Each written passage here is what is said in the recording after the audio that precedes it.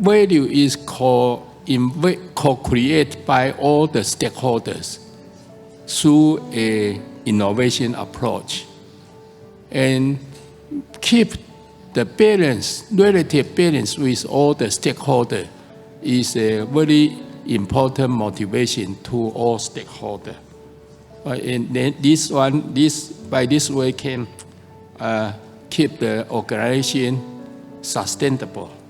And as a leader, they should pay attention on the invisible cost and the value, means indirect, intangible, and the future. Normal people, they are more pay attention on the visible value, like current, direct, and the tangible cost or value. I think that most governments underspend on education. And I would urge that all governments devote more money from their limited resources to education. Because education is an investment. An investment yields us returns. Now we know that children learn differently. Not everybody is suited for the academic stream. Others learn better by other means, whether it's vocational training or by doing. Right? So I think we have to re-examine the way in which we train our young.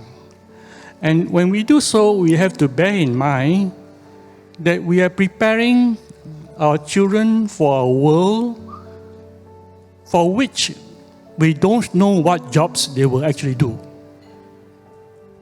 So, therefore, the greatest lesson we can teach to the young is the need for lifelong learning. And I think that all of us who observe children know that they are by nature curious. So we should always foster that curiosity in our children. But for those who have the potential to get a college education, it's really incumbent upon universities to cast the net as widely as they can to recruit the most diverse possible pool of students and of talent to bring them into the pipeline at the very beginning.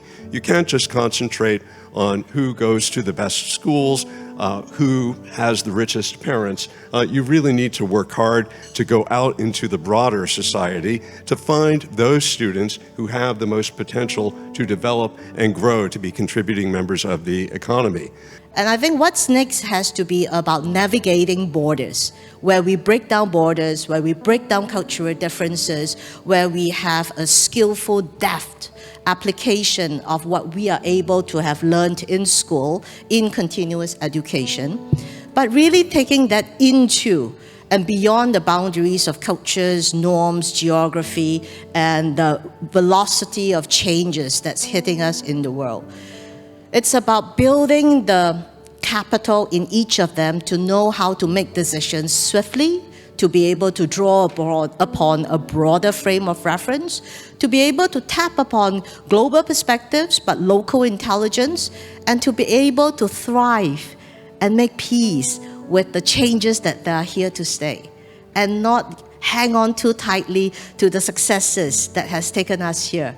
And I'd like to stretch that a little bit. Continuous education may not just mean online learning, offline learning.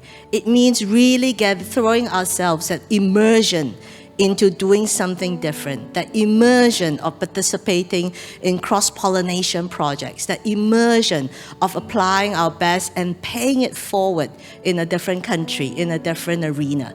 Because that exchange itself is so educational, is so enriching. And when giving, I think in Chinese we say 施比受更有福. So as we give, we learn. It is work that has to be done all the time.